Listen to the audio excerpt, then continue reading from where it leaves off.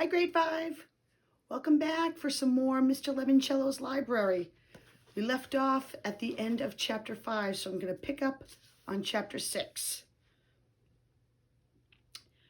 Working on his library essay like he'd never worked on any essay in his whole essay writing life, Kyle crafted a killer thesis sentence that compared libraries to his favorite games.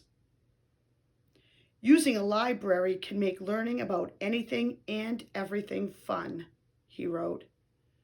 When you're in a library researching a topic, you're on a scavenger hunt, looking for clues and prizes in books instead of your attic or backyard. He put in points and subpoints. He wrapped everything up with a tidy conclusion. He even checked his spelling twice.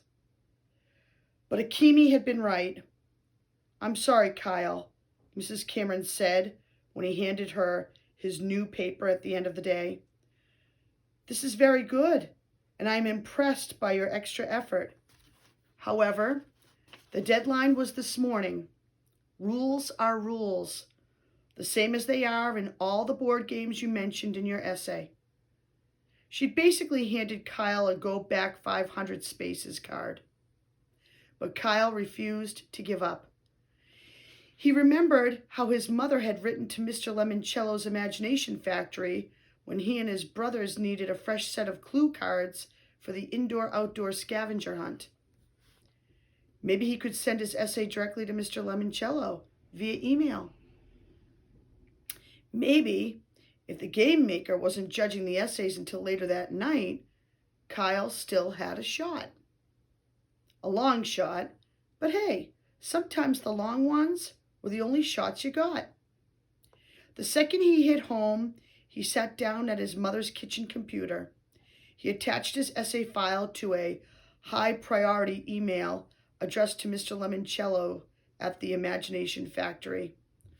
"What are you doing, Kyle?" his mom asked when she came into the room and found him typing on her computer. "Some extra credit homework." "Extra credit? School's out at the end of the week. So, you're not playing my Diner Dash game, are you?" "No, Mom. It's an essay about Mr. Lemoncello's amazing new library downtown." "Oh, sounds interesting. I heard on the radio that there's going to be a gala grand opening reception this Friday night at the Parker House Hotel, right across the street from the old bank building. I mean, the new library." Kyle typed in a PS to his email. "I hope at the party on Friday you have balloons." He hit send. "Who did you send your essay to?" his mother asked. "Your teacher?" "No, Mr. Lemoncello himself. It took some digging, but I found his email address on his game company's website." "Really? I'm impressed." His mom rubbed his hair. "You know, this morning I said to your dad, Kyle can be just as smart as Curtis and just as focused as Mike when he puts his mind to it." Kyle smiled. "Thanks, Mom." But his smile quickly disappeared when a bong alerted him to an incoming email from Mr. Lemoncello. It was an auto-response form letter. Dear Lemoncello game lover, this is a no-reply mailbox. Your message did not go through. Do not try to resend it, or you'll just hear another bong. But thank you for playing our games. Bummer. Chapter 7. Heading back to school on Tuesday, Kyle knew he had to put on a brave face. He smiled as he walked with his class toward the auditorium for a special early morning assembly, the one where Mr. Luigi L. Lemoncello himself would announce the winners of the library lock-in essay contest.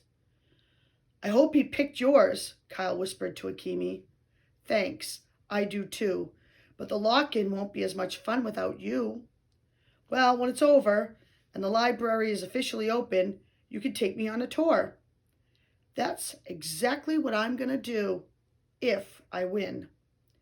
If you don't, I'm sending a flaming squirrel after Mrs. Cameron." For this assembly, the seventh graders, most of whom were 12 years old, were told to sit in the front rows, close to the stage. That made Kyle feel a little bit better. At least he'd get a chance to see Mr. Lemoncello up close and personal. But his hero wasn't even on stage. Just the principal, the school librarian, Mrs. Youngins, and a red-headed woman in high-heeled shoes who Kyle did not recognize. She sat up straight like someone had slipped a yardstick down the back of her bright red business suit. Her glasses were bright red, too.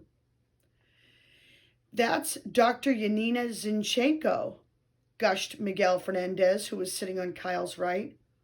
"Who's she?" asked Akimi, seated to Kyle's left. "Just the most famous librarian in the whole wide world." I love that in this book, librarians are special and famous people. "All right, boys and girls," said the principal at the podium. "Settle down. Quiet, please. It is my great honor to introduce the head librarian for the new Alexandriaville Public Library, Dr. Yanina Zinchenko." Everybody clapped.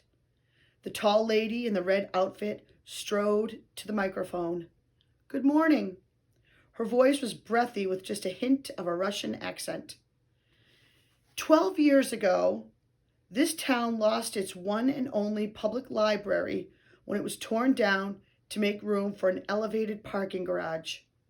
Back then, many said the internet had rendered the old-fashioned library obsolete, that a new parking garage would attract shoppers to the boutiques and dress shops near the old bank building.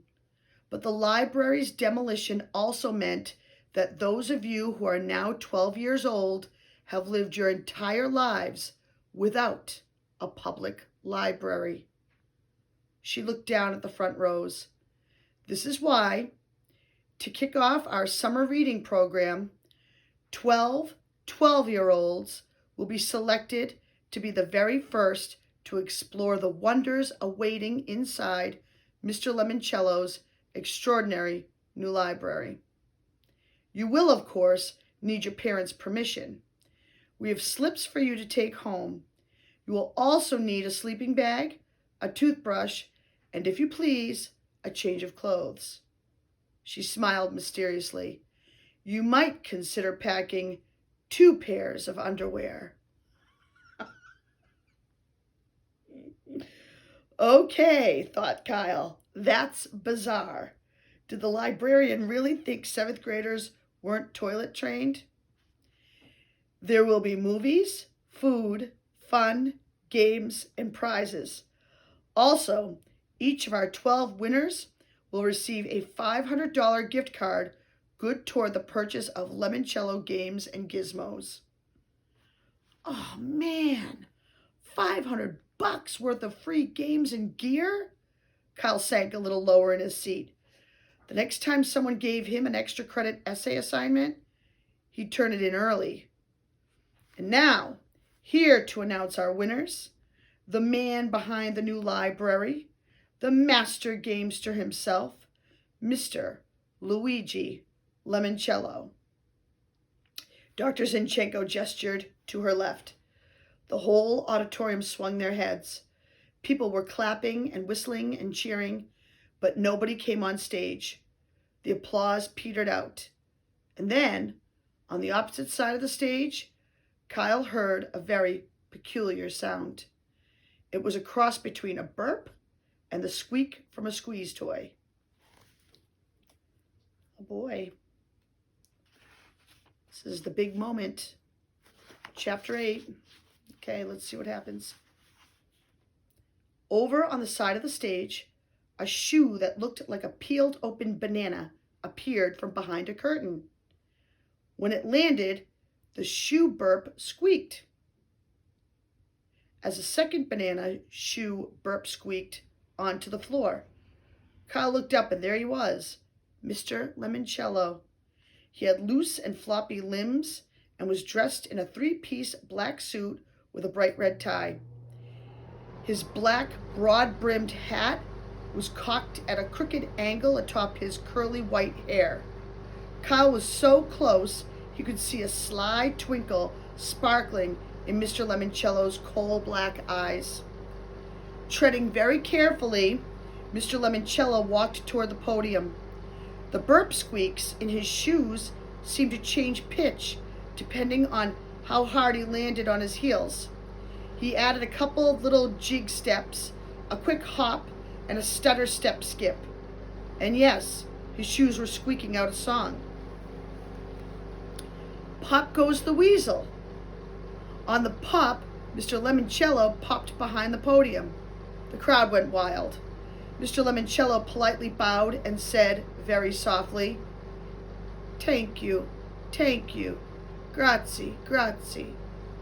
He bent forward so his mouth was maybe an inch away from the microphone. "Buongiorno, boys and girls." He spoke very timidly, very slowly. "This is how my mama and my papa teach me to speak the English." He wiggled his ears, straightened his back. But then he said in a crisp, clear voice, "I went to the Alexandriaville Public Library, where a wonderful librarian named Mrs. Gail Tobin helped me learn how to speak like this. If two witches were watching two watches, which witch would watch which watch? I can also speak while upside down and underwater, but not today because I just had this suit dry cleaned and do not want to get it wet." Mr. Lemoncello bounced across the stage like a happy grasshopper. "Now then, children, if I may call you that, which I must because I have not yet memorized all of your names, even though I am working on it, what do you think is the most amazingly incredible thing you'll find inside your wondrous new library, besides, of course, all the knowledge you need to do anything and everything you ever want or need to do?" No one said anything. They were too mesmerized by Mr. Lemoncello's rat-a-tat words. Would it be A, robots silently whizzing their way through the library, restocking shelves?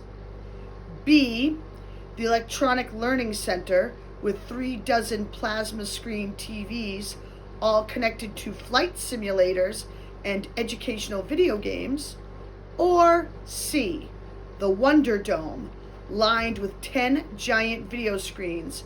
It can make the whole building feel like a rocket ship blasting off into outer space. "The game room," someone shouted. "The robots! The video dome!" Mr. Lemoncello raced back to the podium and made a buzzing noise into the microphone. "Sorry, the correct answer is, and not just because of Winn-Dixie, D, all the above." The crowd went wild. Mr. Lemoncello whirled around to face his head librarian. "Dr. Zinchenko, will you kindly help me pass out our first 12 library cards?" It was time to announce the essay contest winners. Dr. Zinchenko placed a stack of 12 shiny cards on the podium in front of Mr. Lemoncello. "Please," he said, "as I call your name, come join me on stage. Miguel Fernandez." "Yes!" Miguel jumped up out of his seat. "Akimi Hughes." "Woohoo!" Kyle was thrilled to see his two friends be the first ones called to the stage. Andrew Peckelman, Bridget Wadge, Sierra Russell, Yasmin Smith Snyder. Yasmin squealed when her name was called. Sean Keegan, Haley Daly, Rose Vermette, and Kayla Corson. 10 kids, all the same age as Kyle, were up on stage with his idol, Mr. Lemoncello. He was not. Only 2 more chances. As if reading his mind, Mr. Lemoncello said, "Only 2 more," and tapped a pair of library cards on the podium. Charles Chiltington. gosh, really? He dashed up to the podium and stared, pumping Mr. Lemoncello's hand. Thank you, sir. This is such an honor. Truly, I mean that. Thank you, Charles. May I have my hand back? I need it to flip over this final card. Of course, sir, but I cannot wait to spend the night in your library, or, as I like to call it, your Athenaeum. Because, as I said in my essay, when you open a book, you open your mind. Finally, Charles, the brown-noser, let go of Mr. Lemoncello's hand and went over to line up with the other winners. And last but not least, said Mr. Lemoncello, Kyle Keeley. Kyle could not believe his ears. He thought he was dreaming. But then Akemi started waving for him to come up. Dazed, Kyle made his way up the steps to join the others on stage. Mr. Lemoncello handed Kyle a library card. His name and the number 12 were printed on the front. 2 book covers, I Love You, Stinky Face, and The Napping House, were on the back. Let's all pose for a picture, please, said the principal. When everybody moved into position for the photographer, Kyle found himself standing right next to Mr. Lemoncello. He swallowed hard. I'm a big fan, sir, he said, his voice kind of shaky. Why, thank you. And remind me, you are... I'm Kyle, sir, Kyle Keeley. Ah, yes, the boy who proved what I've always known to be true. The game is never over till it's over. Bong. Ha ha. And that's chapter 8. All right, I'll see you next time for more.